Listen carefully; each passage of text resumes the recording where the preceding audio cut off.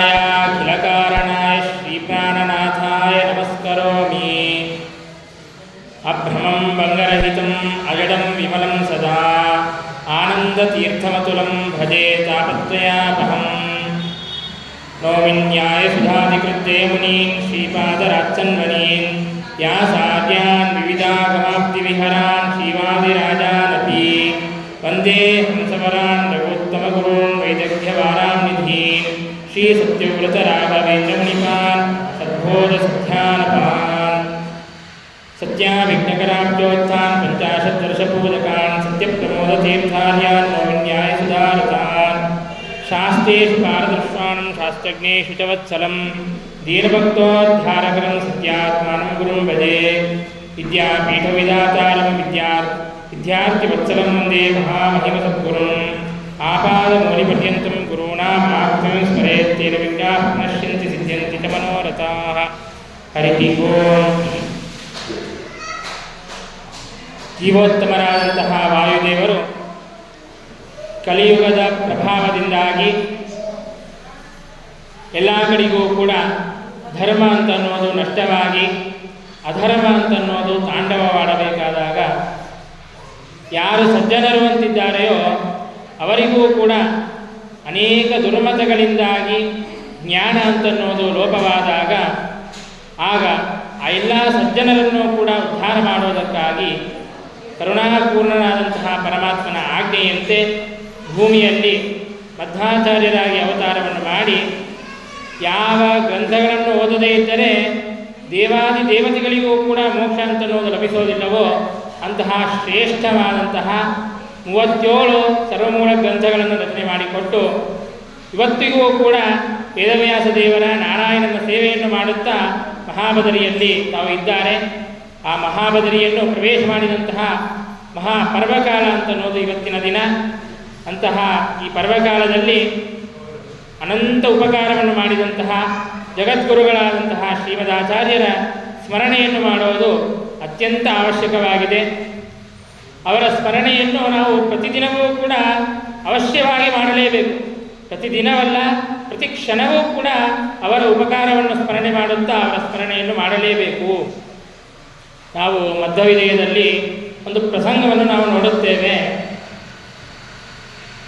ಶ್ರೀಮದಾಚಾರ್ಯರು ಅರ್ಥಾತ್ ತಾವು ಪೂರ್ವಾಶ್ರಮದಲ್ಲಿ ವಾಸುದೇವನಾಗಿ ಇದ್ದಾಗ ತಾವು ಸನ್ಯಾಸವನ್ನು ಸ್ವೀಕಾರ ಮಾಡಬೇಕು ಅಂತ ಅಚ್ಯುತ ಪ್ರೇಕ್ಷಾಚಾರ್ಯರ ಹತ್ತಿರ ಬರುತ್ತಾರೆ. ಈ ಸುದ್ದಿಯನ್ನು ತಿಳಿದುಕೊಂಡಂತಹ ತಮ್ಮ ತಂದೆ ತಾಯಂದಿರು ಮಧ್ಯಗೇಹ ಭಟ್ಟ ದಂಪತಿಗಳು ವಾಸುದೇವನ ಹತ್ತಿರ ಬಂದು ಪ್ರಾರ್ಥಿಸಿಕೊಳ್ಳುತ್ತಾರೆ. ಇಲ್ಲ, ನೀನು ಸನ್ಯಾಸವನ್ನು ಸ್ವೀಕಾರ ಮಾಡಬೇಡ ಅಂತ ಎಷ್ಟು ಪ್ರಾರ್ಥನೆ ಮಾಡಿದರೂ ಕೂಡ ಬಲೆ ಚಮತ್ಕಾರದಿಂದಾಗಿ ವಾಸುದೇವ ತಮಗೆ ಉತ್ತರವನ್ನು ಕೊಟ್ಟು ಇಲ್ಲ, ನಾನು ಸನ್ಯಾಸವನ್ನು ಸ್ವೀಕಾರ ಮಾಡಿಯೇ ಮಾಡುತ್ತೇನೆ ಅಂತ ಉತ್ತರವನ್ನು ಹೇಳುತ್ತಾನೆ. ಅವರಿಗೆ ಏನು ಮಾತಾಡಬೇಕೋ ಗೊತ್ತಾಗದೇನೆ ನಿರುತ್ತರರಾಗಿ ತಾವು ಮನೆಗೆ ಹೊರಟು ಹೋಗುತ್ತಾರೆ. ಆ ಪ್ರಸಂಗದಲ್ಲಿ ನಾರಾಯಣ ಪಂಡಿತಾಚಾರ್ಯರು ಒಂದು ಮಾತನ್ನು ನಮಗೆ ತಿಳಿಸಿಕೊಡುತ್ತಾರೆ. ಕಲ್ಪ ಸಮಾನ್ ಕ್ಷಣಾನ್ನಯನ್ ಅಂತ. ಇಷ್ಟು ದಿನ ವಾಸುದೇವ ತಮ್ಮ ಮನೆಯಲ್ಲೇ ಇದ್ದ, ಅನೇಕ ಆಟಗಳನ್ನು ಆಡುತ್ತಾ ಇದ್ದ, ಅನೇಕ ಲೀಲೆಗಳನ್ನು ತೋರಿಸುತ್ತಾ ಇದ್ದ. ಅದನ್ನು ನೋಡಿದಂತಹ ಮಧ್ಯಗೇಹ ಭಟ್ಟ ದಂಪತಿಗಳಿಗೆ ವಾಸುದೇವನನ್ನು ಬಿಟ್ಟು ಇರಲಿಕ್ಕೆ ಒಂದು ಕ್ಷಣವೂ ಕೂಡ ಸಾಧ್ಯವಾಗುತ್ತಾ ಇಲ್ಲ. ವಾಸುದೇವನನ್ನು ನೋಡದೇ ಇರುವಂತಹ ಒಂದೊಂದು ಕ್ಷಣವೂ ಕೂಡ ಅವರಿಗೆ ಒಂದು ಕಲ್ಪದ ಸಮಾನವಾಗಿ ಅವರಿಗೆ ತೋರುತ್ತಾ ಇದೆ. ಇದು ನಿಮ್ಮೆಲ್ಲರಿಗೂ ಕೂಡ ತಿಳಿದಂತಹ ವಿಷಯನೇ. ಸಮಯ ಅಂತನ್ನೋದು ಬಹಳ ಅಲ್ಪ ಸಮಯ ಅಂತ ಇದ್ದರೂ ಕೂಡ ಅದು ಬಹಳ ಕಷ್ಟವಾದಂತಹ ಕಾಲವಿತ್ತು ಅಂತಂದರೆ ಅದು ಬಹಳ ದೀರ್ಘವಾದಂತಹ ಕಾಲವಿದ್ದಂತೆ ತೋರುತ್ತದೆ. ಅದೇ ಸಂತೋಷವಿರುವಂತಹ ಸಂದರ್ಭದಲ್ಲಿ, ಸುಖವಿರುವಂತಹ ಸಂದರ್ಭದಲ್ಲಿ ಆ ಕಾಲ ಅಂತನ್ನೋದು ದೀರ್ಘವಾಗಿದ್ದರೂ ಕೂಡ ಅದು ಬಹಳ ಅಲ್ಪವಾದಂತಹ ಕಾಲವಿದ್ದಂತೆ ತೋರುತ್ತದೆ.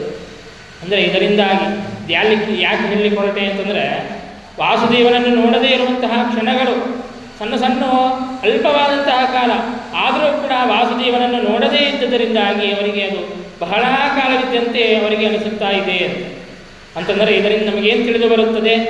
ನಾವು ಯಾವತ್ತೋ ಶ್ರೀಮದಾಚಾರ್ಯರ ಸ್ಮರಣೆಯನ್ನು ಮಾಡೋದಿಲ್ಲವೋ, ಶ್ರೀಮದಾಚಾರ್ಯರ ಸ್ಮರಣೆಯನ್ನು ಮಾಡದೇ ಇರುವಂತಹ ಕ್ಷಣಗಳು ಅದು ಬಹಳ ಅಲ್ಪವಾದಂತಹ ಕಾಲವಾದರೂ ಕೂಡ ಅದು ಬಹಳ ದೀರ್ಘವಾದಂತಹ ಕಾಲವಿದ್ದಂತೆ ಅನಿಸುತ್ತದೆ. ಅಂದರೆ ಅನೇಕ ಕಷ್ಟಗಳು, ಆಪತ್ತುಗಳು ಬರುವಂತಹ ಒಂದು ಸಂಭಾವನಾ ಅಂತ ಅನ್ನೋದು ಇದೆ. ಹಾಗಾಗಿ ಕಷ್ಟಗಳು ಬರದೇನೆ ಸುಖಮಯವಾದಂತಹ ಜೀವನ ಅಂತ ನಮಗೆ ಇರಬೇಕು ಅಂತಂದರೆ ಪ್ರತಿ ಕ್ಷಣವೂ ಕೂಡ ಶ್ರೀಮದಾಚಾರ್ಯರ ಸ್ಮರಣೆಯನ್ನು ನಾವು ಮಾಡಲೇಬೇಕು. ಮತ್ತು ನಿಮಗೆ ಪ್ರಶ್ನೆ ಬರಬಹುದು, ಶ್ರೀಮದಾಚಾರ್ಯರ ಸ್ಮರಣೆಯನ್ನು ಮಾಡದೇ ಇರುವಂತಹ ಅನೇಕ ಜನ ಇದ್ದಾರೆ, ಭಗವಂತನ ನಿಂದೆಯನ್ನು ಮಾಡುತ್ತಾರೆ, ನಾಸ್ತಿಕರು ಅನೇಕ ಜನ ಇದ್ದಾರೆ, ಅವರು ಕೂಡ ಸುಖವಾಗಿ ಇದ್ದಾರೆ ಅಲ್ಲ ಅಂತ. ಅದಕ್ಕೆ ಒಂದು ಮಾತನ್ನು ಟೀಕಾಕೃತ್ಪಾದರು ಶ್ರೀಮನ್ಯಾಯಸುಧೆಯಲ್ಲಿ ತಿಳಿಸಿಕೊಡುತ್ತಾರೆ. ಕುಪಿತಾ ಹಿ ಫನಚ್ಛಾಯ ಸಮೀಕೃತ್ಯ ಪರಮ ಸುಖಂ ಎಂಬುದಾಗಿ. ಇದೆಲ್ಲ ಏನು ವೈಷಯಿಕವಾದಂತಹ ಸುಖವಿದೆ, ಇದು ಹಾವಿನ ನೆರಳಿದ್ದಂತೆ ಅಂತೆ. ಬಹಳ ಬಿಸಿಲು ಇದ್ದಾಗ ನಮಗೆ ನೆರಳು ಬೇಕು ಅಂತಂದರೆ ಗಿಡದ ನೆರಳಲ್ಲಿ ನಾವು ಹೋಗಿ ಆಶ್ರಯವನ್ನು ಪಡೆಯುತ್ತೇವೆಯಾ, ಅಥವಾ ಯಾವ ದೊಡ್ಡ ಘಟಸರ್ಪ ಅಂತನೂ ತಾನು ಹೆಡೆಯನ್ನು ಬಿಚ್ಚಿ ನಿಂತಾಗ ಅದರಲ್ಲಿ ಅಲ್ಲೂ ಕೂಡ ನೆರಳಿದೆ ಅಂತ ಆ ಸರ್ಪದ ನೆರಳನ್ನು ನಾವು ಆಶ್ರಯಿಸುತ್ತೇವೆಯಾ? ಅವಶ್ಯವಾಗಿಯೂ ಕೂಡ ನಾವು ಗಿಡದ ನೆರಳನ್ನೇ ಆಶ್ರಯಿಸುತ್ತೇವೆ ಹೊರತು ಘಟದ ಸರ್ಪದ ನೆರಳನ್ನು ಆಶ್ರಯಿಸೋದಿಲ್ಲ. ಯಾಕೆ? ತಾತ್ಕಾಲಿಕವಾಗಿ ಸುಖ ಅಂತನೂ ಸಿಕ್ಕರೂ ಕೂಡ ಯಾವಾಗ ಆ ಸರ್ಪ ನಮ್ಮನ್ನು ನುಂಗಿಬಿಡುತ್ತದೆ ನಮಗೆ ಗೊತ್ತಿಲ್ಲ. ಹಾಗೆ ಈ ವೈಷಯಿಕ ಸುಖ ಅಂತನ್ನೋದು ಕೂಡ ಹಾವಿನ ನೆರಳಿದ್ದಂತೆ. ಆ ಕಾಳಸರ್ಪವು ಯಾವಾಗ ನಮ್ಮನ್ನು ನುಂಗಿಬಿಡುತ್ತದೆಯೋ ಗೊತ್ತಿಲ್ಲ. ಹಾಗಾಗಿ ಈ ಅಲ್ಪವಾದಂತಹ ಅಶಾಶ್ವತವಾದಂತಹ ಸುಖ ಅಂತನ್ನೋದು ನಮಗೆ ಬೇಡ. ಶಾಶ್ವತವಾದಂತಹ ಸುಖ ಅಂತನ್ನೋದು ಬೇಕು ಅಂತಂದರೆ ನಾವು ಯಾವ ನೆರಳನ್ನು ಆಶ್ರಯಿಸಬೇಕು? ಯದೀಯ ಚರಣಾಂಬೋಜ ಛಾಯಾವಾಶ್ಚಿತ್ಯ ನಿರ್ವೃತಾ, ಭಗವಂತನ ಪಾದಗಳ ನೆರಳನ್ನು ಆಶ್ರಯಿಸಬೇಕು. ಛಾಯಾ ನೆರಳು ಅಂತಂದರೆ ಪ್ರತಿಬಿಂಬ ಎಂಬುದಾಗಿಯೂ ಕೂಡ ಅದನ್ನು ನಾವು ಕರೆಯಬಹುದು. ಹಾಗಾಗಿ ನಾವೆಲ್ಲರೂ ಕೂಡ ಭಗವಂತನ ಪ್ರತಿಬಿಂಬರು ಅಂತ ನಮಗೆಲ್ಲರಿಗೂ ಕೂಡ ತಿಳಿದಂಥದ್ದು ವಿಷಯನೇ. ಭಗವಂತ ಬಿಂಬ, ನಾವೆಲ್ಲರೂ ಕೂಡ ಭಗವಂತನ ಪ್ರತಿಬಿಂಬರು ಅಂತ. ಆದರೆ ಶಾಸ್ತ್ರ ತಿಳಿಸಿಕೊಡುತ್ತದೆ ನಾವೆಲ್ಲರೂ ಕೂಡ ಸಾಕ್ಷಾತ್ತಾಗಿ ಭಗವಂತನ ಪ್ರತಿಬಿಂಬರಲ್ಲ. ಮತ್ತು ಹೇಗೆ ಅಂದರೆ ತಾರತಮ್ಯ ಪ್ರಕಾರವಾಗಿ ಭಗವಂತನ ಪ್ರತಿಬಿಂಬ ವಾಯುದೇವರು, ಅವರ ಪ್ರತಿಬಿಂಬ ರುದ್ರಾದಿ ದೇವತೆಗಳು, ಅವರ ಪ್ರತಿಬಿಂಬ ಮುಂದಿನ ದೇವತೆಗಳು, ಹೀಗೆ ತಾರತಮ್ಯಾನುಸಾರವಾಗಿ ಬಿಂಬ ಪ್ರತಿಬಿಂಬ ಭಾವ ಅಂತನ್ನೋದಿದೆ. ಹಾಗಾಗಿ ಭಗವಂತನ ಪಾದಗಳ ನೆರಳನ್ನು ಆಶ್ರಯಿಸಬೇಕು ಅಂತಂದರೆ ಭಗವಂತನ ಪಾದದ ಛಾಯೆ ಯಾರು? ಶ್ರೀಮದಾಚಾರ್ಯರು. ಹಾಗಾಗಿ ಆ ಶ್ರೀಮದಾಚಾರ್ಯರನ್ನು ನಾವು ಆಶ್ರಯಿಸಿದರೆ, ಆ ಶ್ರೀಮದಾಚಾರ್ಯರ ಸ್ಮರಣೆಯನ್ನು ಮಾಡಿದರೆ ನಮಗೆ ಎಲ್ಲ ಕಷ್ಟಗಳು ಕೂಡ ಪರಿಹಾರವಾಗಿ ನಮಗೆ ಸುಖಮಯವಾದಂತಹ ಶಾಶ್ವತವಾದಂತಹ ಸುಖ, ಮೋಕ್ಷವೆಂಬಂತಹ ಶಾಶ್ವತವಾದಂತಹ ಸುಖ ಅಂತನ್ನೋದು ಲಭಿಸಲು ಸಾಧ್ಯವಿದೆ. ಹಾಗಾಗಿ ಶ್ರೀಮದಾಚಾರ್ಯರ ಸ್ಮರಣೆಯನ್ನು ನಾವು ಅವಶ್ಯವಾಗಿಯೂ ಕೂಡ ಮಾಡಲೇಬೇಕು. ಗಮನಾಸನ ಸಂಕಟಾದಿ ಲೀಲಾ ಸ್ಮೃತಿಮಾತ್ರೇನ ಭವಾಪವರ್ಗದಾತ್ರೀ ಎಂಬುದಾಗಿ ಹೇಳಿದಂತೆ ಶ್ರೀಮದಾಚಾರ್ಯರ ಯಾವುದೇ ಕಾರ್ಯವನ್ನು ನಾವು ಸ್ಮರಿಸಿದರೂ ಕೂಡ ನಮಗೆ ಮೋಕ್ಷ ಅಂತನ್ನೋದು ಕಟ್ಟಿಟ್ಟ ಬುತ್ತಿ ಇದ್ದಂತೆ. ಹಾಗಾಗಿ ಯಥಾಯೋಗ್ಯವಾಗಿ ನಮ್ಮ ಯಥಾಶಕ್ತಿ ನಾವು ಅವರ ಸ್ಮರಣೆಯನ್ನು ಮಾಡುವಂತಹ ಪ್ರಯತ್ನವನ್ನು ಮಾಡೋಣ. ಶ್ರೀಮದಾಚಾರ್ಯರು ಭಗವಂತನ ಆಜ್ಞೆಯಂತೆ ಎಲ್ಲ ಸಜ್ಜನರ ಉದ್ಧಾರವನ್ನು ಮಾಡಬೇಕು ಅಂತ ಅವತಾರವನ್ನು ಮಾಡೋದಕ್ಕೆ ನಿಶ್ಚಯಿಸಿದರು. ವಾಯುದೇವರು ತಾವು ಅವತಾರವನ್ನು ಮಾಡಲು ನಿಶ್ಚಯಿಸಿರುವಂತಹ ಕ್ಷೇತ್ರ ಯಾವುದು ಅಂತಂದರೆ ಪವಿತ್ರವಾದಂತಹ ಪಾಜಕ ಕ್ಷೇತ್ರ. ಅದು ಪರಶುರಾಮ ದೇವರ ಕ್ಷೇತ್ರವಾಗಿದೆ. ಪರಶುರಾಮ ದೇವರು ಸ್ವಯಂ ತಾವು ನಿರ್ಮಿಸಿದಂತಹ ಒಂದು ಕ್ಷೇತ್ರ. ಅಂತಹ ಶ್ರೇಷ್ಠವಾದಂತಹ ಕ್ಷೇತ್ರದಲ್ಲಿ ತಾವು ಅವತಾರ ಮಾಡಲು ನಿಶ್ಚಯಿಸಿದ್ದಾರೆ. ಪರಶುರಾಮ ದೇವರು 21 ಸಲ ಸಮಸ್ತ ಭೂಪ್ರದಕ್ಷಿಣೆಯನ್ನು ಹಾಕಿ ಎಲ್ಲ ದುಷ್ಟಕ್ಷತ್ರಿಯರು ಅಂತ ಯಾರಿದ್ರೋ ಅವರೆಲ್ಲರನ್ನೂ ಕೂಡ ಸಂಹರಿಸಿಬಿಡುತ್ತಾರೆ. ಹಾಗೆ ಸಂಹರಿಸಿದ ಮೇಲೆ ಎಲ್ಲ ಭೂಮಿಯನ್ನು ಬಂದಿರುತ್ತದೆಯೋ ಎಲ್ಲ ಭೂಮಿಯನ್ನು ಕೂಡ ಬ್ರಾಹ್ಮಣರಿಗೆ ದಾನವನ್ನಾಗಿ ಕೊಟ್ಟು ಬಿಡುತ್ತಾರೆ. ಹೀಗೆ ದಾನವನ್ನು ಮಾಡಿದ ಮೇಲೆ ಮತ್ತೆ ಹಾಗಾದರೆ ತಾವು ಇರೋದಕ್ಕೆ ಒಂದು ಸ್ಥಾನ ಬೇಕಲ್ಲ ಅಂತ ವಿಚಾರವನ್ನು ಮಾಡಿ ತಮ್ಮ ಆಯುಧವಾದಂತಹ ಪರಶು ಅನ್ನುವಂತಹ ಆಯುಧ, ಆ ಆಯುಧವನ್ನು ಸಮುದ್ರದ ಮೇಲೆ ಪ್ರಯೋಗಿಸುತ್ತಾರೆ. ಪಶ್ಚಿಮ ಸಮುದ್ರ. ಆ ಪಶ್ಚಿಮ ಸಮುದ್ರದ ಮೇಲೆ ಪ್ರಯೋಗಿಸಿದಾಗ ಆ ಸಮುದ್ರ ರಾಜ ವರುಣನು ಅತ್ಯಂತ ಗೌರವದಿಂದಾಗಿ ಹಿಂದಕ್ಕೆ ಸರಿಯುತ್ತಾನೆ. ಹಾಗೆ ಹಿಂದಕ್ಕೆ ಹೋದಾಗ, ಸಮುದ್ರವು ಹಿಂದಕ್ಕೆ ಹೋದಾಗ ಯಾವ ಪ್ರಾಂತವು ನಿರ್ಮಾಣವಾಗಿದೆಯೋ ಅದೇ ಆ ಪರಶುರಾಮ ಕ್ಷೇತ್ರ. ಇವತ್ತು ನುಡುಪಿ, ಪಾಜಕ ಇವೆಲ್ಲ ಏನು ನೋಡುತ್ತೇವೆಯೋ ಅದೆಲ್ಲವೂ ಕೂಡ ಅಂತಹ ಪರಶುರಾಮ ಕ್ಷೇತ್ರ. ಅಂತಹ ದಿವ್ಯವಾದಂತಹ ಪರಶುರಾಮ ದೇವರ ಕ್ಷೇತ್ರ. ದುರ್ಗಾದೇವಿಯ ದಿವ್ಯ ಸನ್ನಿಧಾನವೂ ಇದೆ. ಅಂತಹ ದಿವ್ಯವಾದಂತಹ ಕ್ಷೇತ್ರದಲ್ಲಿ ಶ್ರೀಮದಾಚಾರ್ಯರು ಅವತಾರವನ್ನು ಮಾಡಿದ್ದಾರೆ. ನಾನು ಅನೇಕ ಸಲ ಹೇಳಿದ್ದೇನೆ, ಈಗಲೂ ನಾನು ಹೇಳುತ್ತೇನೆ. ಅಂದು ಶ್ರೀಮದಾಚಾರ್ಯರು ಪಾಜಕ ಕ್ಷೇತ್ರದಲ್ಲಿ ಅವತಾರವನ್ನು ಮಾಡಿದ್ದಾರೆ. ಇವತ್ತು ಪ್ರತಿಯೊಬ್ಬ ಸಜ್ಜನರ ಮನಸ್ಸಿನಲ್ಲೂ ಕೂಡ ಶ್ರೀಮದ್ ಆಚಾರ್ಯರ ಅವತಾರವಾಗಬೇಕಾಗಿದೆ. ಅಂದರೆ ಪ್ರತಿಯೊಬ್ಬರ ಮನಸ್ಸಿನಲ್ಲೂ ಕೂಡ ಶ್ರೀಮದ್ ಆಚಾರ್ಯರ ವಿಶೇಷವಾದಂತಹ ಸನ್ನಿಧಾನ ಅಂತನ್ನೋದು ಬರಬೇಕಾಗಿದೆ. ಹಾಗೆ ಆಗಬೇಕು ಅಂತಂದರೆ ನಮ್ಮ ಮನಸ್ಸು ಏನಾಗಬೇಕು? ಪಾಜಕವಾಗಬೇಕು. ನಮ್ಮ ಮನಸ್ಸು ಕೂಡ ಪಾಜಕವಾದರೆ, ಪಾಜಕ ಕ್ಷೇತ್ರದಲ್ಲಿ ಶ್ರೀಮದಾಚಾರ್ಯರು ಹೇಗೆ ಬಂದು ಸನ್ನಿಹಿತರಾದರೋ ಹಾಗೆ ನಮ್ಮ ಮನಸ್ಸಿನಲ್ಲೂ ಕೂಡ ಶ್ರೀಮದಾಚಾರ್ಯರು ಬಂದು ಸನ್ನಿಹಿತರಾಗಲು ಸಾಧ್ಯವಿದೆ. ಪಾಜಕವಾಗೋದು ಅಂತಂದರೆ ಏನು ಅಂತಂದರೆ, ಮೊದಲಿಗೆ ಪಾಜಕ ಅಂತನ್ನುವಂತಹ ಶಬ್ದದ ಅರ್ಥವನ್ನು ನಾವು ತಿಳಿಯಬೇಕು. ನಾರಾಯಣ ಪಂಡಿತಾಚಾರ್ಯರು ತಮ್ಮ ಗ್ರಂಥದಲ್ಲಿ ತಿಳಿಸಿಕೊಡುತ್ತಾರೆ, ಕಂ ಯದ್ದತಾತಿ ಸತತಂ ಖಲು ವಿಶ್ವಪಾಜಾತ್. ಆ ಕ್ಷೇತ್ರಕ್ಕೆ ಪಾಜಕ ಅಂತ ಹೆಸರು ಯಾಕೆ ಬಂತು ಅಂತಂದರೆ, ಪಾಜಕ ಅಂತನ್ನುವಂತಹ ಶಬ್ದದಲ್ಲಿ 3 ಶಬ್ದಗಳಿವೆ. ಪ, ಅಜ, ಕ ಎಂಬುದಾಗಿ 3 ಶಬ್ದಗಳು. ಪ ಅಂತಂದರೆ ಸಮಸ್ತ ಜಗತ್ತನ್ನು ಕೂಡ ರಕ್ಷಣೆ ಮಾಡುವಂತಹ ಪರಮಾತ್ಮ ಎಂಬುದಾಗಿ ಅರ್ಥ. ಪಾತಿ ಇತಿ ಪಹ, ಸಮಸ್ತ ಜಗತ್ತನ್ನು ಕೂಡ ರಕ್ಷಣೆ ಮಾಡುತ್ತಾನೆ. ಹಾಗಾಗಿ ಪರಮಾತ್ಮನಿಗೆ ಏನಂತ ಹೆಸರು? ಪ ಎಂಬುದಾಗಿ ಹೆಸರು. ಮತ್ತು ಅಜ ಅಂತಂದರೂ ಕೂಡ ಪರಮಾತ್ಮ ಎಂಬುದಾಗೇನೆ ಅರ್ಥ. ನ ಜಾಯತೆ, ಪರಮಾತ್ಮನಿಗೆ ನಮಗಿದ್ದಂತೆ ಜನ್ಮಾದಿ ದೋಷಗಳಿವೆ ಅಂದರೆ ಹುಟ್ಟು ಸಾವುಗಳು ಇಲ್ಲ ಪರಮಾತ್ಮನಿಗೆ. ಹಾಗಾಗಿ ಜನ್ಮಾದಿ ದೋಷರಹಿತನಾದಂತಹ ಪರಮಾತ್ಮನೇನಿದ್ದಾನೆಯೋ ಅವನನ್ನೇ ಅಜ ಎಂಬುದಾಗಿ ಕರೆದಿದ್ದಾರೆ. ಪ ಮತ್ತು ಅಜ ಅಂತಂದರೆ ಸಮಸ್ತ ಜಗತ್ತನ್ನು ರಕ್ಷಣೆ ಮಾಡುವಂತಹ ಜನ್ಮಾದಿ ಸಕಲ ದೋಷರಹಿತನಾದಂತಹ ಪರಮಾತ್ಮನನ್ನು ಪಾಜ ಎಂಬುದಾಗಿ ಕರೆಯುತ್ತಾ ಇದ್ದಾರೆ. ಆ ಪರಮಾತ್ಮ ಪರಶುರಾಮ ದೇವರು ತಾವೇನು ಮಾಡಿದ್ರು ಅಂದರೆ ಆ ಕ್ಷೇತ್ರವನ್ನು ನಿರ್ಮಿಸಿ ಅಲ್ಲಿ ಅನೇಕ ತೀರ್ಥಗಳನ್ನು ನಿರ್ಮಾಣ ಮಾಡಿದ್ದಾರೆ. ಪಾಜಕ ಕ್ಷೇತ್ರಕ್ಕೆ ಹೋದವರಿಗೆ ಗೊತ್ತಿರುತ್ತದೆ, ಅಲ್ಲಿ ಧನುಸ್ ತೀರ್ಥ, ಬಾಣ ತೀರ್ಥ, ಪರಶು ತೀರ್ಥ, ಹೀಗೆ ಅನೇಕ ತೀರ್ಥಗಳನ್ನು ನಿರ್ಮಿಸಿದ್ದಾರೆ ಪರಶುರಾಮ ದೇವರು. ಕ ಅಂತಂದರೆ ನೀರು. ಯಾವ ಪರಮಾತ್ಮನ ದೆಸೆಯಿಂದಾಗಿ ಆ ಕ್ಷೇತ್ರದಲ್ಲಿ ನೀರು ಇದೆಯೋ ಆ ಕಾರಣದಿಂದಾಗಿ ಆ ಕ್ಷೇತ್ರವನ್ನು ಏನಂತ ಕರೆಯುತ್ತಾರೆ? ಪಾಜಕ ಎಂಬುದಾಗಿ ಕರೆಯುತ್ತಾರೆ. ಹಾಗೆ ನಮ್ಮ ಮನಸ್ಸು ಕೂಡ ಪಾಜಕವಾಗಬೇಕು ಅಂತಂದರೆ ಏನಂತ ಅರ್ಥ ಅಂತಂದರೆ, ಹಿಂದೆ ಹೇಳಿದಂತೆ ಪಾಜ ಅಂತಂದರೆ ಪರಮಾತ್ಮ ಎಂಬುದಾಗಿ ಅರ್ಥ. ಕ ಅಂತಂದರೆ ಸಂಸ್ಕೃತದಲ್ಲಿ ಒಂದು ರೂಢಿ ಇದೆ.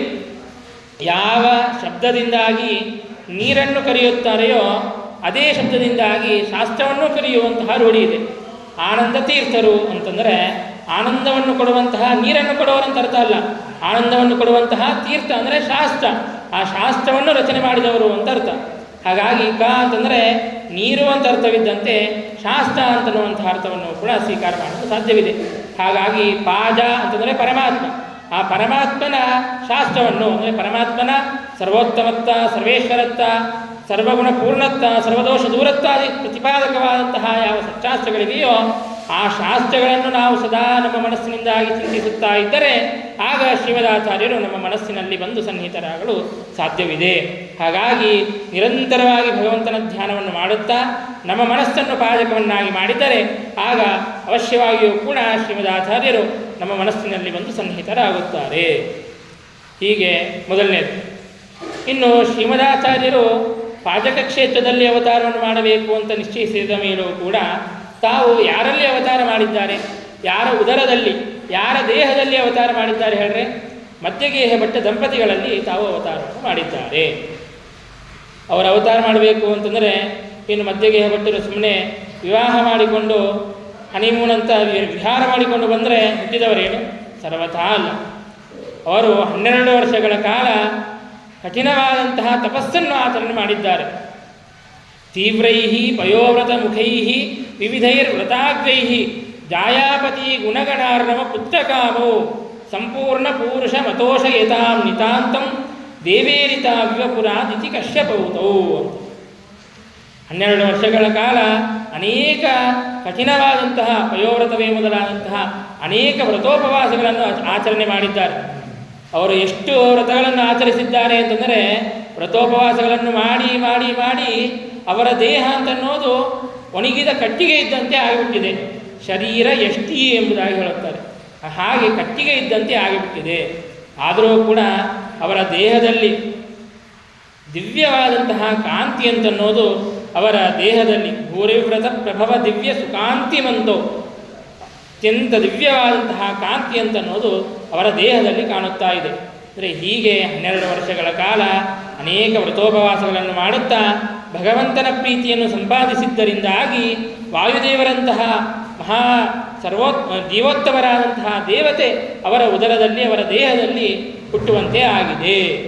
ಹಾಗೆ ಅಂದರೆ ಇದರಿಂದ ನಮಗೇನು ತಿಳಿದು ಬರುತ್ತದೆ, ನಾವು ಕೂಡ ಭಗವಂತನ ಪ್ರೀತಿಕರವಾದಂತಹ ಅನೇಕ ವ್ರತೋಪವಾಸಗಳನ್ನು ಮಾಡಿದರೆ ನಮ್ಮ ದೇಹದಲ್ಲಿಯೂ ಕೂಡ ಶ್ರೀಮದ್ ಆಚಾರ್ಯರು ಬಂದು ಸನ್ನಿಹಿತರಾಗಲು ಸಾಧ್ಯವಿದೆ. ಅವರ ದೇಹದಲ್ಲಿ ಹೇಗೆ ಬಂದು ಸನ್ನಿಹಿತರಾದರೋ ಹಾಗೆ ನಮ್ಮ ದೇಹದಲ್ಲೂ ಕೂಡ ಬಂದು ಸನ್ನಿಹಿತರು ಸಾಧ್ಯವಿದೆ. ಯಾಕೆ ಶ್ರೀಮದಾಚಾರ್ಯರು ನಮ್ಮ ದೇಹದಲ್ಲಿ ಯಾಕೆ ಬರಬೇಕು ಅಂತ ನಿಮಗೆ ಪ್ರಶ್ನೆ ಬರಬಹುದು. ಅದಕ್ಕೆ ಒಂದು ಸಣ್ಣ ಕಥೆಯನ್ನು ನಾವು ತಿಳಿಯಬೇಕು. ಹಿಂದಕ್ಕೆ ಅಂದರೆ ಸೃಷ್ಟಿಯ ಆದಿಕಾಲದಲ್ಲಿ ಭಗವಂತ ಬ್ರಹ್ಮಾಂಡವನ್ನು ಸೃಷ್ಟಿ ಮಾಡಿದ ಮೇಲೆ ಆ ಬ್ರಹ್ಮಾಂಡದಲ್ಲಿ ಬ್ರಹ್ಮದೇವರನ್ನು ಸೃಷ್ಟಿ ಮಾಡಿದ. ಇನ್ನು ಅನೇಕ ದೇವತೆಗಳನ್ನು ಕೂಡ ತಾನು ಸೃಷ್ಟಿ ಮಾಡಿದ. ಆಗ ಆ ಎಲ್ಲ ದೇವತೆಗಳು ಕೂಡ ನಾವು ಶ್ರೇಷ್ಠರು ಅಂತ ಜಗಳವನ್ನು ಪ್ರಾರಂಭ ಮಾಡಿದರಂತೆ. ಅಂದರೆ ದೇವತೆಗಳಿಗೆ ಗೊತ್ತು, ಎಲ್ಲ ದೇವತೆಗಳಲ್ಲೂ ಶ್ರೇಷ್ಠರಾದವರು ಯಾರು ಅಂತ ಅನ್ನೋದು ಅವರಿಗೆ ಗೊತ್ತು. ಹಾಗಿದ್ರೂ ಕೂಡ ಮನುಷ್ಯರಿಗೆ ತಿಳಿಸಿಕೊಡಬೇಕು, ಸಜ್ಜನರಿಗೆ ತಿಳಿಸಿಕೊಡಬೇಕು ಅಂತ ಅನ್ನೋದಕ್ಕಾಗಿ ಹಾಗೆ ಒಂದು ಜಗಳವನ್ನು ಪ್ರಾರಂಭ ಮಾಡಿದ್ದಾರೆ. ಆಗ ಭಗವಂತ ಹೇಳುತ್ತಾನೆ, ಅಷ್ಟ್ಯಾಕ ಚಿಂತೆ ಪಡುತ್ತೀರಿ, ಒಂದು ಸಣ್ಣ ಪರೀಕ್ಷೆಯನ್ನು ಮಾಡಿಬಿಡೋಣ. ಆ ಪರೀಕ್ಷೆಯಿಂದಾಗಿ ಯಾರು ಉತ್ತಮರು ಅಂತನ್ನೋದು ನಿಶ್ಚಿತವಾಗುತ್ತದೆ ಎಂಬುದಾಗಿ ಹೇಳುತ್ತಾರೆ ಅಂತ.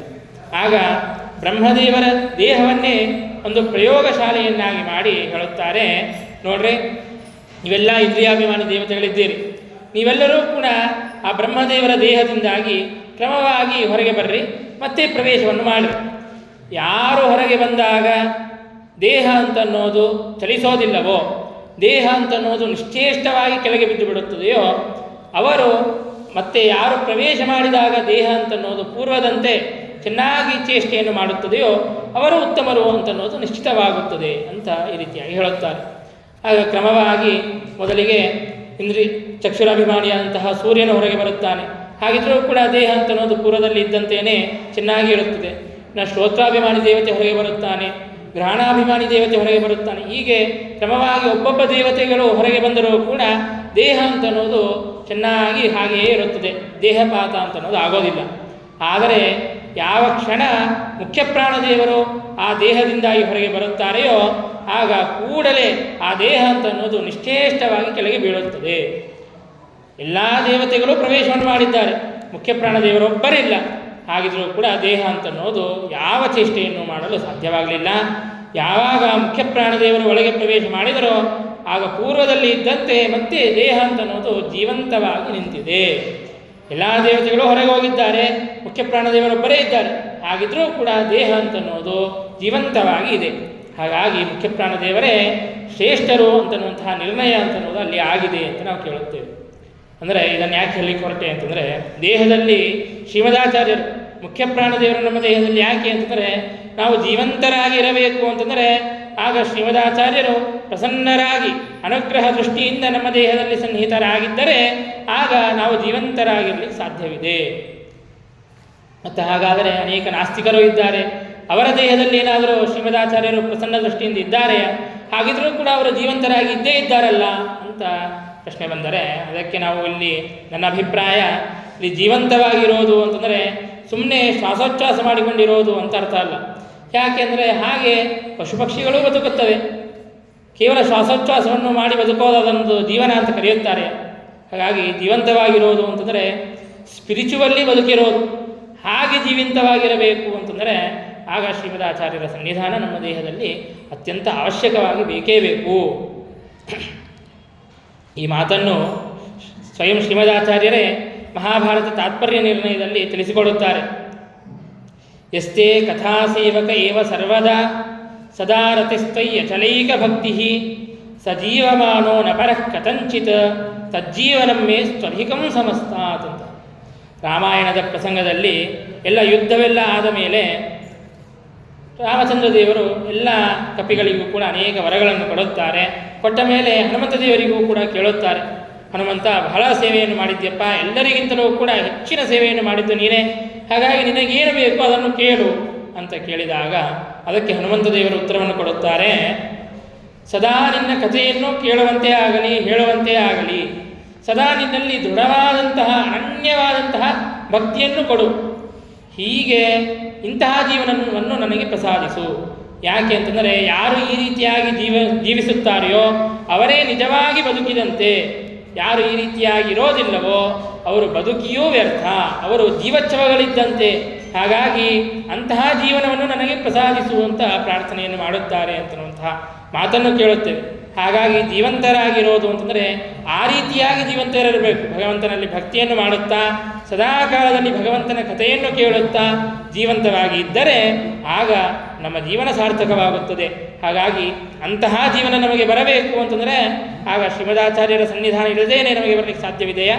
ಹಾಗಾಗಿ ದೇಹದಲ್ಲಿಯೂ ಕೂಡ ಶ್ರೀಮದಾಚಾರ್ಯರ ಸನ್ನಿಧಾನ ಅಂತನ್ನೋದು ಅತ್ಯಂತ ಅವಶ್ಯಕವಾಗಿದೆ.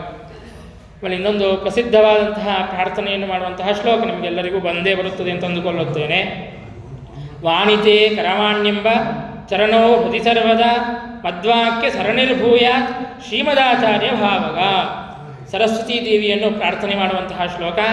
ಸರಸ್ವತೀ ದೇವಿಯೇ, ತಾಯಿಯೇ, ಸದಾಕಾಲ ನನ್ನ ಮಾತುಗಳು ನಿನ್ನ ಗಂಡನಾದಂತಹ ಅಂತಂದರೆ ಶ್ರೀಮದ್ ಆಚಾರ್ಯರ ಗ್ರಂಥಗಳನ್ನು ಅವರ ಭಾವವನ್ನು ತಿಳಿಸಿಕೊಡಲು ಅದು ಪ್ರವೃತ್ತವಾಗಲಿ. ಅಂದರೆ ನನ್ನ ಮಾತಿನಲ್ಲಿ ನನ್ನ ನುಡಿಯಲ್ಲಿ ಸದಾ ಶ್ರೀಮದಾಚಾರ್ಯರ ಶಾಸ್ತ್ರಗಳೇ ಬರುತ್ತಾ ಇರಲಿ ಅಂತ ಪ್ರಾರ್ಥನೆ ಮಾಡುವಂತಹ ಶ್ಲೋಕ. ಅಂತಂದರೆ ಸದಾಕಾಲ ನಮ್ಮ ಬಾಯಿಯಲ್ಲಿ ಶ್ರೀಮದಾಚಾರ್ಯರ ಶಾಸ್ತ್ರಗಳೇ ಇರಬೇಕು ಅಂತಂದರೆ ಏನಂತ ಅರ್ಥ? ಅಲ್ಲಿಯೂ ಕೂಡ ಶ್ರೀಮದಾಚಾರ್ಯರು ಸನ್ನಿಹಿತರಾಗಬೇಕು ಅಂತಲೇ ಅರ್ಥ. ರೂಪಮನ್ಯದಿವ ಧನ್ಯಮಾತ್ಮನಃ. ಶ್ರೀಮದಾಚಾರ್ಯರ ಶಾಸ್ತ್ರಗಳು ಅಂತಂದರೆ ಶ್ರೀಮದಾಚಾರ್ಯರ ಮತ್ತೊಂದು ರೂಪವಿದ್ದಂತೇನೆ. ಹಾಗಾಗಿ ನಮ್ಮ ಮಾತಿನಲ್ಲಿ ನಮ್ಮ ವಾಗೀಂದ್ರಿಯದಲ್ಲಿ ಸದಾ ಶ್ರೀಮದಾಚಾರ್ಯರ ಶಾಸ್ತ್ರಗಳಿರಬೇಕು ಅಂತಂದರೆ ಶ್ರೀಮದಾಚಾರ್ಯರ ಸನ್ನಿಧಾನ ನಮ್ಮ ಮಾತಿನಲ್ಲೂ ಕೂಡ ವಾಗೀಂದ್ರಿಯದಲ್ಲೂ ಕೂಡ ಶ್ರೀಮದಾಚಾರ್ಯರ ಸನ್ನಿಧಾನ ಅಂತ ಅನ್ನೋದು ಬೇಕು ಅನ್ನುವಂತಹ ಪ್ರಾರ್ಥನೆಯನ್ನು ನಾವು ಮಾಡಬೇಕು. ಹೀಗೆ ಮನಸ್ಸಿನಲ್ಲಿ, ದೇಹದಲ್ಲಿ ಹಾಗೂ ವಾಗೀಂದ್ರಿಯದಲ್ಲಿ ಮೂರು ಕಡೆಗೂ ಕೂಡ ಶ್ರೀಮದಾಚಾರ್ಯರ ಸನ್ನಿಧಾನ ಅಂತನ್ನೋದು ನಮಗೆ ಅತ್ಯಂತ ಅವಶ್ಯಕವಾಗಿದೆ. ಯಾಕೆ ಅಂತಂದರೆ ತಾತ್ಪರ್ಯ ನಿರ್ಣಯದಲ್ಲಿ ಒಂದು ಮಾತನ್ನು ಹೇಳುತ್ತಾರೆ.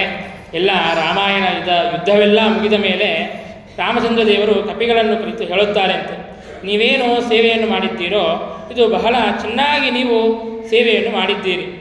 ಸರ್ವೈರ್ಭವದ್ಭಿಃ ಸುಕೃತಂ ವಿಧಾಯ ದೇಹಂ ಮನೋವಾಕ್ ಸಹಿತಂ ಮದೀಯಂ ಏತಾವದೇವಾಖಿಲ ಸದ್ವಿಧೇಯಂ ಯತ್ಕಾಯ ವಾಕ್ಚಿತ್ತ ಭವಂ ಅದರ್ಜನಂ ಅಂತ ಹೇಳಿಬಿಟ್ಟು, ನೀವು ನಿಮ್ಮ ದೇಹದಿಂದ, ಮನಸ್ಸಿನಿಂದ ಮತ್ತು ಮಾತಿನಿಂದ ಮೂರರಿಂದಲೂ ಕೂಡ ನನ್ನ ಸೇವೆಯನ್ನು ಏನು ಮಾಡಿದ್ದೀರೋ ಅದು ಬಹಳ ಚೆನ್ನಾಗಿ ಮಾಡಿದ್ದೀರಿ ಅನ್ನುವಂತಹ ಮಾತನ್ನು ತಿಳಿಸಿಕೊಟ್ಟು, ಎಲ್ಲ ಸಾಧಕರಾದಂತಹ ಯಾವ ಜನರಿದ್ದಾರೆಯೋ, ಮುಮುಕ್ಷುಗಳಾದಂತಹ ಜನರಿದ್ದಾರೆಯೋ ಅವರೆಲ್ಲರೂ ಕೂಡ ಅತ್ಯಂತ ಅವಶ್ಯಕವಾಗಿ ಮಾಡಲೇಬೇಕಾದಂತಹ ಸಾಧನೆ ಯಾವುದು ಅಂತನ್ನೋದನ್ನು ರಾಮಚಂದ್ರ ದೇವರು ಹೇಳುತ್ತಾರೆ. ಏತಾವದೇವಾಖಿಲ ಸದ್ವಿಧೇಯಂ, ನೀವು ಯಾವ ರೀತಿಯಾಗಿ ನಿಮ್ಮ ದೇಹದಿಂದ, ಮನಸ್ಸಿನಿಂದ, ವಾಗೀಂದ್ರಿಯದಿಂದ ನನ್ನ ಸೇವೆಯನ್ನು ಮಾಡಿದ್ದೀರೋ, ನನ್ನ ಕಾರ್ಯವನ್ನು ಮಾಡಿದ್ದೀರೋ, ನನ್ನ ಪೂಜೆಯನ್ನು ಮಾಡಿದ್ದೀರೋ, ಎಲ್ಲ ಸಜ್ಜನರು ಕೂಡ ಮಾಡಬೇಕಾದದ್ದೇನು ಇದನ್ನೇ. ಅಂದರೆ ಅವರೂ ಕೂಡ ತಮ್ಮ ದೇಹದಿಂದ, ಮನಸ್ಸಿನಿಂದ, ವಾಗೀಂದ್ರಿಯದಿಂದ ನನ್ನ ಸೇವೆಯನ್ನು ಮಾಡಬೇಕು, ನನ್ನ ಕಾರ್ಯವನ್ನೇ ಮಾಡುತ್ತಾ ಇರಬೇಕು. ಹಾಗಾದರೆ ಅವರಿಗೆ ಮೋಕ್ಷ ಅಂತ ಅನ್ನೋದು ಸಿಗುತ್ತದೆ ಅಂತ ಎಲ್ಲ ಸಾಧಕರಿಗೂ ಕೂಡ ಕಾಮನ್ ಆದಂತಹ ಒಂದು ಸಾಧನ ಅಂತಂದರೆ ಇಂತಹ ಸಾಧನ ಎಂಬುದಾಗಿ ಹೇಳುತ್ತಾರೆ. ಭಗವಂತನ ಕಾರ್ಯವನ್ನು ಮಾಡೋರು ಯಾರ್ರೀ? ನಾವು ಮಾಡ್ತೀವ? ನಮಗೆ ನಮ್ಮ ಕಾರ್ಯಗಳನ್ನೇ ಮಾಡಲಿಕ್ಕೆ ಆಗ್ತಾ ಇಲ್ಲ, ಅಷ್ಟು ಬ್ಯುಸಿ ಇದ್ದೀವಿ ಅಂತೀವಿ. ಬ್ಯುಸಿ ಇದ್ದೀವೋ ಅಥವಾ ಲೇಸಿನೆಸ್ಗೇನೆ ಬಿಸಿನೆಸ್ ಅಂತ ಅರ್ಥ ಕೊಟ್ಟಿವೋ ಏನೋ ಗೊತ್ತಿಲ್ಲ, ಅಂತೂ ಭಗವಂತನ ಕಾರ್ಯವನ್ನು ಮಾಡಲಿಕ್ಕೆ ನಾವಂತೂ ಪ್ರವೃತ್ತರಾಗೋದಿಲ್ಲ. ಭಗವಂತನ ಕಾರ್ಯವನ್ನು ಮಾಡೋರು ಯಾರ್ರೀ? ಭಗವತ್ ಕಾರ್ಯ ಸಾಧಕ ವಾಯುದೇವರೇ ಮುಖ್ಯವಾಗಿ ಅತಿ ಪ್ರಧಾನವಾಗಿ ಭಗವಂತನ ಕಾರ್ಯವನ್ನು ಮಾಡುವವರು. ಪ್ರಥಮೋ ಹನುಮಾನ್ನಾವ ದ್ವಿತೀಯೋ ಭೀಮ ಏವಚ ಪೂರ್ಣಪ್ರಜ್ಞ ತೃತೀಯಸ್ತು ಭಗವತ್ ಕಾರ್ಯ ಸಾಧಕ. ಹೀಗೆ ಮೂರೂ ಅವತಾರಗಳಲ್ಲಿಯೂ ಕೂಡ ಆ ವಾಯುದೇವರು ಹನುಮಂತನಾಗಿ, ಭೀಮಸೇನ ದೇವರಾಗಿ ಮತ್ತು ಮಧ್ವಾಚಾರ್ಯರಾಗಿ ರಾಮಕೃಷ್ಣ ವೇದವ್ಯಾಸ ದೇವರ ಸೇವೆಯನ್ನು ನಿರಂತರವಾಗಿ ಮಾಡಿದ್ದಾರೆ. ಇನ್ನೊಂದು ಸ್ವಾರಸ್ಯವನ್ನು ನಾವಿಲ್ಲಿ ಗಮನಿಸಬಹುದು.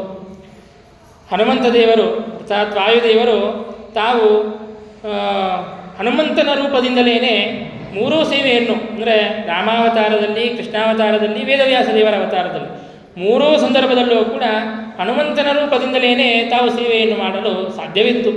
ಯಾಕೆಂದರೆ ನಿಮಗೆಲ್ಲರಿಗೂ ತಿಳಿದಂತೆ ಸಪ್ತ ಚಿರಂಜೀವಿಗಳಲ್ಲಿ ಒಬ್ಬನು ಹನುಮಂತ. ಅಶ್ವತ್ಥಾಮ ಬಲಿರ್ವ್ಯಾಸ ಹನುಮಾಶ್ಚ ವಿಭೀಷಣಃ ಕೃಪ ಪರಶುರಾಮಶ್ಚ ಸಪ್ತೈತೆ ಚಿರಂಜೀವಿನಃ. ಹಾಗಾಗಿ ಹನುಮಂತ ತಾನು ಚಿರಂಜೀವಿ, ರಾಮಾವತಾರದಲ್ಲೂ ಇದ್ದಾನೆ, ಮತ್ತು ಕೃಷ್ಣಾವತಾರ ಮತ್ತು ವೇದವ್ಯಾಸ ದೇವರ ಅವತಾರದಲ್ಲೂ ಕೂಡ ಇದ್ದೇ ಇದ್ದಾನೆ. ಹಾಗಾಗಿ ಹನುಮಂತನೇ ತಾನು ಸೇವೆಯನ್ನು ಮಾಡಬಹುದಾಗಿತ್ತು. ಇಲ್ಲ ಯುದ್ಧವನ್ನಾದರೂ ಬೇಕಾದ್ರೆ ಆಡ್ಬೋದು, ಎಲ್ಲ 3ನೇ ಅವತಾರದಲ್ಲಿ ಗ್ರಂಥಗಳ ರಚನೆ ಮಾಡಬೇಕಲ್ಲ, ಹನುಮಂತ ಕಪ್ಪಿ ತಾನೇನು ಮಾಡ್ತಾನ ಅಂತ ಅನ್ಬೇಡ್ರಿ. ಯಾರ ಸ್ಮರಣೆಯನ್ನು ಮಾಡಿದರೆ ನಮಗೆ ಬುದ್ಧಿಯಾದಿಗಳೆಲ್ಲ ಬರ್ತವೆ, ಬುದ್ಧಿರ್ ಬಲಂ ಯಶೋಧೈರ್ಯಂ. ಹಾಗಾಗಿ ಅಂತಹ ಹನುಮಂತ ದೇವರಿಗೆ ಗ್ರಂಥಗಳನ್ನು ರಚನೆ ಮಾಡಲಿಕ್ಕೆ ಆಗೋದಿಲ್ಲ ಅಂದರೆ ಹಾಗೆ ಆಗುತ್ತೆ. ಹಾಗಾಗಿ ಆ ಎಲ್ಲ ಸೇವೆಯನ್ನು ಮಾಡಲಿಕ್ಕೆ ಸಾಧ್ಯವಿತ್ತು. ಹಾಗಿದ್ರೂ ಕೂಡ ವಿಶೇಷವಾಗಿ ಅನೇಕ ರೂಪಗಳನ್ನು ತೆಗೆದುಕೊಂಡು ಭಗವಂತನ ಸೇವೆಯನ್ನು ಮಾಡೋದಕ್ಕಾಗಿ ಎಂತ ಅವತಾರ ಮಾಡಿದ್ದಾರೆ ಅಂತನ್ನೋದು ಅದು ಸುಪ್ರಸಿದ್ಧ. ಅದರ ಜೊತೆಗೆ ನಾವು ಹೀಗೆಯೂ ಚಿಂತನೆಯನ್ನು ಮಾಡಬಹುದು. ಏನು ಅಂತಂದರೆ, ನಮ್ಮ ಮನಸ್ಸಿನಲ್ಲಿ, ನಮ್ಮ ದೇಹದಲ್ಲಿ ಮತ್ತು ನಮ್ಮ ವಾಗೀಂದ್ರಿಯದಲ್ಲಿ ಮೂರರಲ್ಲಿಯೂ ಕೂಡ ಸನ್ನಿಹಿತನಾಗಿ ವಿಶೇಷವಾಗಿ ತಾವು ಭಗವಂತನ ಕಾರ್ಯವನ್ನು ಮಾಡಿ ನಮ್ಮಿಂದ ಭಗವತ್ ಕಾರ್ಯವನ್ನು ಮಾಡೋದಕ್ಕಾಗಿಯೋ ಏನೋ, ಮಾಡಿಸೋದಕ್ಕಾಗಿಯೋ ಏನೋ, ಹಾಗೆ 3 ರೂಪಗಳನ್ನು ಸ್ವೀಕಾರ ಮಾಡಿದ್ದಾರೆ ಎಂಬುದಾಗಿಯೂ ಕೂಡ ನಾವು ಅನುಸಂಧಾನವನ್ನು ಮಾಡಬಹುದು. ಹೀಗೆ ಈ ಒಂದು ಅರ್ಥದಿಂದಲೇನೋ ಏನೋ ಟೀಕಾಕೃತ್ಪಾದರು ಕೂಡ ಶ್ರೀಮದಾಚಾರ್ಯರನ್ನು ಸ್ತೋತ್ರ ಮಾಡಬೇಕಾದಾಗ, ಶ್ರೀಮನ್ಯಾಯಸುಧ ಗ್ರಂಥಕ್ಕೆ ಮಂಗಳಾಚರಣವನ್ನು ಮಾಡುವಂತಹ ಸಂದರ್ಭದಲ್ಲಿ ಶ್ರೀಮದಾಚಾರ್ಯರನ್ನು ಸ್ತೋತ್ರ ಮಾಡುತ್ತಾರೆ. ವ್ಯಾಪ್ತಿರ ಯಸ್ಯ ನಿಜೇನ ಮಹಸಾ ಎಂಬುದಾಗಿ, ನಿಜೇ ಪಕ್ಷೆ ಭಗವದ್ಭಕ್ತರಲ್ಲಿ ಶ್ರೀಮದಾಚಾರ್ಯರು ಹೇಗಿದ್ದಾರೆ ಅಂತಂದರೆ ವ್ಯಾಪ್ತರಾಗಿದ್ದಾರಂತೆ. ವ್ಯಾಪ್ತರಾಗಿ ಅಂದರೆ ದೇಹದಲ್ಲಿಯೂ ಇದ್ದಾರೆ, ಮನಸ್ಸಿನಲ್ಲಿಯೂ ಇದ್ದಾರೆ, ವಾಗೀಂದ್ರಿಯದಲ್ಲಿಯೂ ಇದ್ದಾರೆ, ಎಲ್ಲ ಇಂದ್ರಿಯಗಳಲ್ಲೂ ಕೂಡ ವ್ಯಾಪ್ತರಾಗಿ ಇದ್ದಾರೆ ಅಂತನ್ನುವಂತಹ ಮಾತನ್ನು ಹೇಳುತ್ತಾರೆ. ಅಂದರೆ ಎಲ್ಲ ಕಡೆಗೂ ನಿಂತು ಆ ಶ್ರೀಮದಾಚಾರ್ಯರೇ ತಮ್ಮಿಂದ ಆ ಭಗವಂತನ ಕಾರ್ಯವನ್ನು ಮಾಡಿಸೋದಕ್ಕಾಗಿ ಹಾಗೆ ಸನ್ನಿಹಿತರಾಗಿದ್ದಾರೆ ಅಂತನ್ನುವಂತಹ ಅನುಸಂಧಾನವನ್ನು ಮಾಡುತ್ತಾ ಆ ರೀತಿಯಾಗಿ ಹೇಳಿದ್ದಾರೆ ಎಂಬುದಾಗಿ ನಾವು ತಿಳಿಯಬಹುದು. ರಾಘವೇಂದ್ರ ಸ್ವಾಮಿಗಳು ತಾವು ಪ್ರಾತಃ ಸಂಕಲ್ಪಗಳ ಗದ್ಯದಲ್ಲಿ ಹೇಳಿದಂತೆ ಸರ್ವಕರ್ಮಕರ್ತ ಸರ್ವಕರ್ಮ ಕಾರಯಿತ್ತ ಅಂತ ಹೇಳಿದಂತೆ ವಾಯುದೇವರೇ ಎಲ್ಲ ಭಗವಂತನ ಕಾರ್ಯಗಳನ್ನು ನಮ್ಮಲ್ಲಿ ನಿಂತು ಮಾಡಿಸುತ್ತಾರೆ. ಮಾಡಿಸಿ ಅದನ್ನು ಭಗವಂತನ ಪೂಜೆ ಎಂಬುದಾಗಿ ಸಮರ್ಪಣೆಯನ್ನು ಮಾಡುತ್ತಾರೆ. ಹಾಗಾಗಿ ಆ ಅನುಸಂಧಾನವನ್ನು ನಾವು ನಿತ್ಯದಲ್ಲೂ ಕೂಡ ಮಾಡುತ್ತಾ ಇರಬೇಕು. ಶ್ರೀಮದಾಚಾರ್ಯರು ವಾಯುದೇವರು ನಮ್ಮಲ್ಲಿ ನಿಂತು ಎಲ್ಲ ಸೇವೆಯನ್ನು ಕೂಡ ಮಾಡಿಸುತ್ತಾ ಇದ್ದಾರೆ ಅಂತನ್ನುವಂತಹ ಅನುಸಂಧಾನವನ್ನು ವಿಶೇಷವಾಗಿ ಮಾಡಬೇಕು. ನಿಮಗೆಲ್ಲ ಆ ಚರಿತ್ರೆಗಳು ಗೊತ್ತೇ ಗೊತ್ತು. ಮಧ್ವವಿಜಯದಲ್ಲಿ ಅನೇಕ ಚರಿತ್ರೆಗಳನ್ನು ಹೇಳಿದ್ದಾರೆ.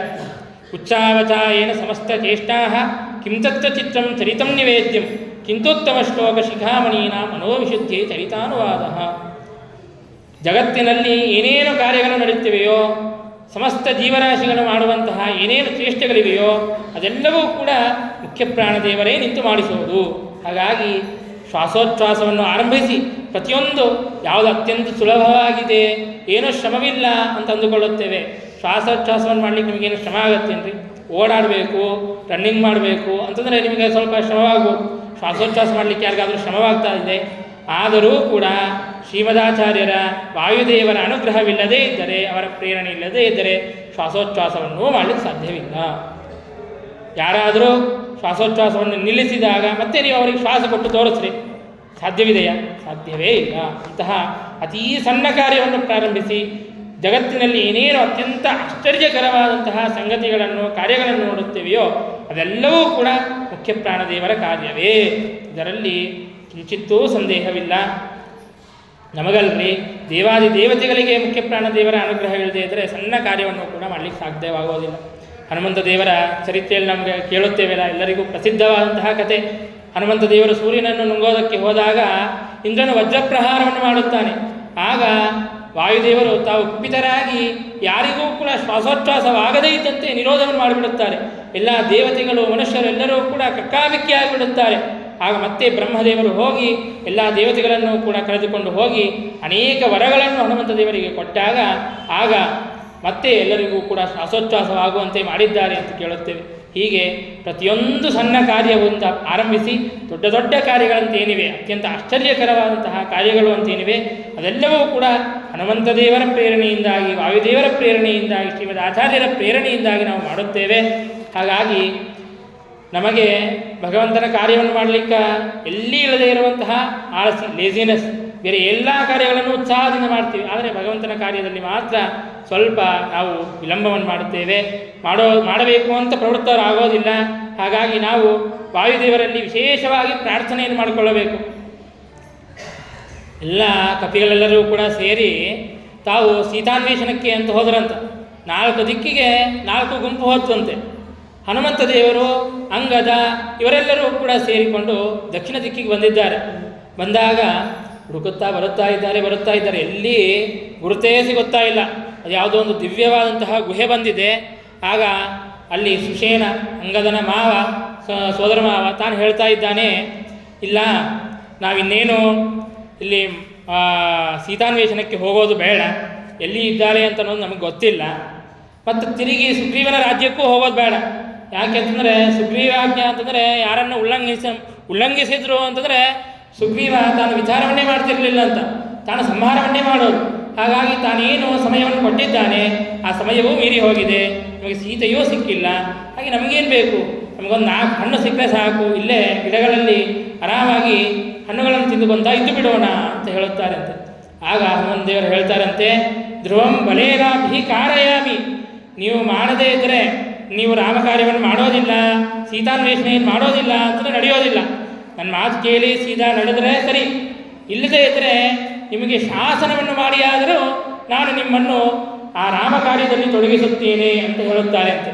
ಹಾಗೆ ವಾಯುದೇವರು ನಾವು ಅನೇಕ ಸಲ ನಾವು ಭಗವಂತನ ಕಾರ್ಯದಲ್ಲಿ ವಿಮುಖತ್ವವನ್ನು ಮಾಡಿದಾಗ, ವಿಮುಖರಾದಾಗ ಶಾಸನೆ ಮಾಡಿಯಾದರೂ ಪರವಾಗಿಲ್ಲ, ನಮ್ಮನ್ನು ಭಗವಂತನ ಕಾರ್ಯದಲ್ಲಿ ತೊಡಗಿಸಬೇಕು ಅನ್ನುವಂತಹ ಪ್ರಾರ್ಥನೆಯನ್ನು ನಾವು ಶ್ರೀಮದ್ ಆಚಾರ್ಯರಲ್ಲಿ ವಾಯುದೇವರಲ್ಲಿ ವಿಶೇಷವಾಗಿ ಮಾಡಬೇಕಾಗಿದೆ. ಹೀಗೆ ನಿರಂತರವಾಗಿ ನಮ್ಮ ಸಕಲೇಂದ್ರಿಯಗಳಲ್ಲೂ ಇದ್ದು ಭಗವಂತನ ಕಾರ್ಯವನ್ನು ಮಾಡಿಸಿ ತಾವು ನಿತ್ಯದಲ್ಲೂ ಕೂಡ ಸಮರ್ಪ್ಯ ಕೃತ್ಯಾನಿ ಕೃತೀಕೃತಾನಿ ಅಂತ ಹೇಳಿದಂತೆ ಅನಾದಿ ಕಾಲದಿಂದ ಏನೇನು ಕರ್ಮಗಳನ್ನು ಮಾಡಿದ್ದೇವೆ, ಮುಂದೆ ಏನೇನು ಕರ್ಮಗಳನ್ನು ಮಾಡುವವರಿದ್ದೇವೆ, ಈಗೇನೇನು ಕರ್ಮಗಳನ್ನು ಮಾಡುತ್ತಾ ಇದ್ದೇವೆ, ಅದನ್ನೆಲ್ಲವನ್ನೂ ಕೂಡ ಭಗವಂತನಿಗೆ ಸಮರ್ಪಿಸಿ ಇವನ ಉದ್ಧಾರವನ್ನು ಮಾಡು ಎಂಬುದಾಗಿ ತಾವು ಪ್ರಾರ್ಥನೆಯನ್ನು ಮಾಡುತ್ತಾ ಇರುತ್ತಾರೆ. ಇಂತಹ ಅನನ್ಯವಾದಂತಹ ಸೇವೆಯನ್ನು ಮಾಡಿದಂತಹ ಆ ವಾಯುದೇವರಿಗೆ ಭಗವಂತ ತಾನು ಏನು ಫಲವನ್ನು ಕೊಡಬೇಕು ಅಂತ ತಾನು ವಿಚಾರ ಮಾಡಬೇಕಾಯ್ತಂತೆ. ಎಲ್ಲರಿಗೂ ಕೂಡ ಮೋಕ್ಷ ಕೊಟ್ಟರೆ ಆಯಿತು ಅಂತ ಮೋಕ್ಷವನ್ನು ಕೊಟ್ಟ ಅಂತೆ. ಆದರೆ ವಾಯುದೇವರಿಗೆ ಮಾತ್ರ ಮೋಕ್ಷ ಕೊಟ್ಟರೂ ಕೂಡ ತಾನು ಮಾಡಿದಂತಹ ಉಪಕಾರ, ತಾನು ಮಾಡಿದಂತಹ ಸೇವೆಗೆ ಸರಿಯಾದಂತಹ ಫಲವನ್ನು ಕೊಟ್ಟಂತೆ ಆಗೋದಿಲ್ಲ ಅಂತ ಹೇಳಿಬಿಟ್ಟು ಏನು ಕೊಟ್ಟ ಅಂದರೆ ಸಹಭೋಗವನ್ನು ಕೊಟ್ಟ ಅಂತೆ. ಅದು ಕೂಡ ಯಾವಾಗ ಕೊಟ್ಟ? ಹನುಮಂತನ ರೂಪದಲ್ಲೇನೇ ತಾನು ಕೊಟ್ಟನಂತೆ. ರಾಮಾವತಾರದ ಪ್ರಸಂಗದಲ್ಲಿ ಆ ಎಲ್ಲ ಯುದ್ಧವಾದ ಮೇಲೆ ಇಷ್ಟು ಅನನ್ಯವಾದಂತಹ ಸೇವೆಯನ್ನು ಮಾಡಿ ಅಂತ ಆಗಲೇ ತಾನು ಸಹಭೋಗವನ್ನು ಕೊಟ್ಟ ಅಂತೆ. ಸಹಭೋಗ ಅಂತಂದರೆ ಏನ್ರಿ ಅಂತಂದರೆ ಭಾವಿ ಬ್ರಹ್ಮ ಪದವಿ ಅಂತ ಅನ್ನೋದೇನಿದೆಯೋ ಆ ಬ್ರಹ್ಮ ಪದವಿಯನ್ನೇ ಕೊಟ್ಟ. ಆ ಬ್ರಹ್ಮ ಪದವಿಯಲ್ಲಿ ಏನಾಗುತ್ತದೆ ಅಂತಂದರೆ ಪವಮಾನ ಸೂಕ್ತದಲ್ಲಿ ನಾವು ಕೇಳ್ತೀವಿ, ಸರ್ವಂ ಭೂತವಷ್ಟಾದಿ ಸ್ವದಿತಂ ಮಾತರಿಶ್ವನ ಅಂತ. ಪರಮಾತ್ಮ ಮತ್ತು ವಾಯುದೇವರು ಅಂದರೆ ಬ್ರಹ್ಮದೇವರು ಅವರಿಬ್ಬರೂ ಕೂಡ ಒಂದೇ ದೇಹದಲ್ಲಿ, ಅಂದರೆ ಬ್ರಹ್ಮದೇವರ ದೇಹದಲ್ಲಿಯೇ ಪರಮಾತ್ಮನೂ ಇರುತ್ತಾನೆ, ಬ್ರಹ್ಮದೇವರೂ ಇರುತ್ತಾರೆ. ಅವರಿಬ್ಬರೂ ಕೂಡ ಇದ್ದುಕೊಂಡು ನಮ್ಮ ಎಲ್ಲ ಸೃಷ್ಟಿಯಾದಿ ಕಾರ್ಯಗಳನ್ನು ಮಾಡುತ್ತಾರೆ. ಜಗತ್ತಿನಲ್ಲಿ ಏನೇನು ಕಾರ್ಯಗಳಿವೆ ಆ ಎಲ್ಲ ಕಾರ್ಯಗಳನ್ನು ಮಾಡುತ್ತಾರೆ. ಪ್ರಾಣಿಗಳಿಂದ ಎಲ್ಲ ಕಾರ್ಯಗಳನ್ನು ಮಾಡಿಸುತ್ತಾರೆ ಮತ್ತು ಕರ್ಮಗಳನ್ನು ತಾವು ಮಾಡಿಸುತ್ತಾರೆ. ಆ ಎಲ್ಲ ಕರ್ಮಗಳಿಗೂ ಕೂಡ ತಾವೇ ಸ್ವಾಮಿಯಾದ ಮೇಲೆ ಅದರಿಂದ ಏನು ಶುಭ ಪುಣ್ಯ ಅಂತ ಬಂದಿರುತ್ತದೆಯೋ ಆ ಶುಭವನ್ನು ಕೂಡ ತಾವೇ ಭೋಗಿಸುತ್ತಾರೆ. ಅಂದರೆ ಪರಮಾತ್ಮ ಹಾಗೂ ಬ್ರಹ್ಮದೇವರು ಇಬ್ಬರೂ ಕೂಡ ಒಂದೇ ದೇಹದಲ್ಲಿ ಇದ್ದು ಭೋಗವನ್ನು ಮಾಡುತ್ತಾರೆ. ಇಂತಹ ಸಹಭೋಗವನ್ನು ಶ್ರೀರಾಮಚಂದ್ರ ಭಗವಂತ ತಾನು ವಾಯುದೇವರಿಗೆ ಕೊಟ್ಟನಂತೆ. ಅದು ಹನುಮಂತನ ರೂಪದಲ್ಲೇ ಕೊಟ್ಟುಬಿಟ್ಟ. ಆಮೇಲೆ ಶ್ರೀಮದಾಚಾರ್ಯರಾಗಿ ಅವತಾರವನ್ನು ಮಾಡಿ ಮತ್ತೆ ಇಷ್ಟೆಲ್ಲ ಸೇವೆ ಮಾಡಿದ ಮೇಲೆ ಮತ್ತೇನು ಕೊಡಬೇಕು ಅಂತ ನೋಡಿದರೆ ಯಾವ ಫಲವನ್ನು ಕೊಡಲಿಕ್ಕೆ ತೋಚಲೇ ಇಲ್ಲವಂತೆ. ಹಾಗಾಗಿ ಸಹಭೋಗಮನನ್ಯ ಲಭ್ಯಮಸ್ಮೈ ಹನುಮದ್ರೂಪವಜೆ ದದೌ ಪುರಾಹಿ ಅನವೇಕ್ಷ್ಯ ಪರಮ ಸ್ವಭೀಷ್ಟಕರ್ತೆ ಪ್ರತಿದಾತು ಹರಿರೈಧಯತ್ತಮೇವ. ಮತ್ತೆ ಆ ಏನು ಸಹಭೋಗವನ್ನು ಏನು ಹಿಂದೆ ಕೊಟ್ಟಿದ್ದ ಅದನ್ನೇ ಇನ್ನೂ ಹೆಚ್ಚು ಮಾಡಿದಂತೆ ಹೊರತು ಬೇರೇನೂ ಕೊಡಲಿಕ್ಕೆ ತೋಚಲಿಲ್ಲವಂತೆ. ಅಷ್ಟು ಅನನ್ಯವಾದಂತಹ ಸೇವೆಯನ್ನು ಆ ಹನುಮಂತ ದೇವರು ವಾಯುದೇವರು ಮಾಡಿದ್ದಾರೆ. ಹಾಗೆಯೇ ಭಗವಂತನೂ ಕೂಡ ವಾಯುದೇವರ ಮೇಲೆ ಅಷ್ಟು ಅನನ್ಯವಾದಂತಹ ಅನುಗ್ರಹವನ್ನು ಮಾಡಿದ್ದಾರೆ.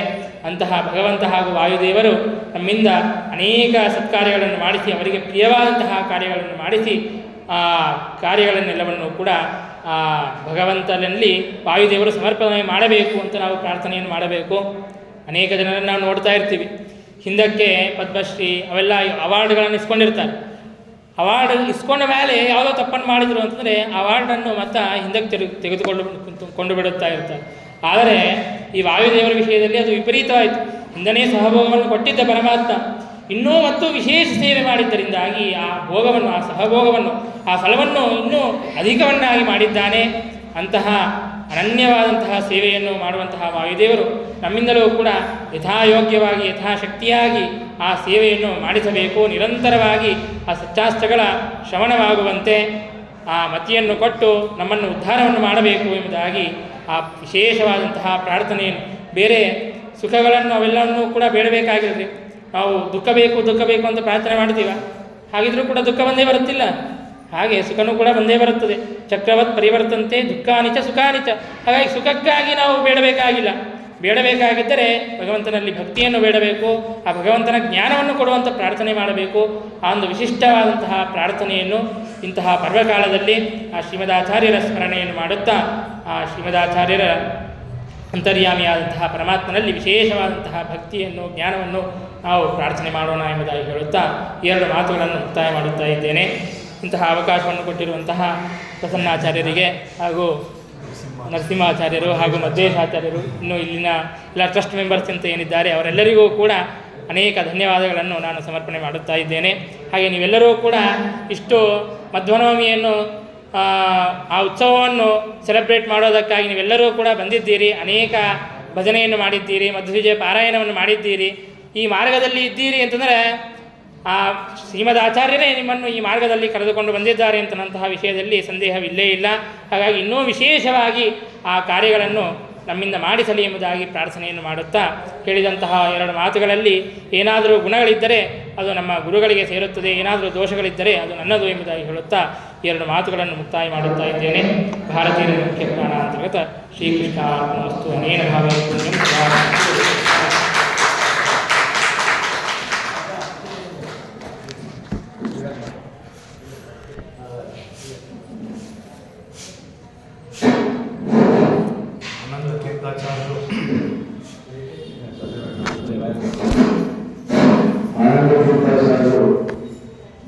ಮಧ್ವನವಮಿಯ ಈ ಪರ್ವಕಾಲದಲ್ಲಿ ಗುರುಗಳ ಬಗ್ಗೆ ಅಪರೂಪದ ವಿಚಾರಗಳನ್ನು ನಮಗೆಲ್ಲ ತಿಳಿಸಿದ್ದಾರೆ.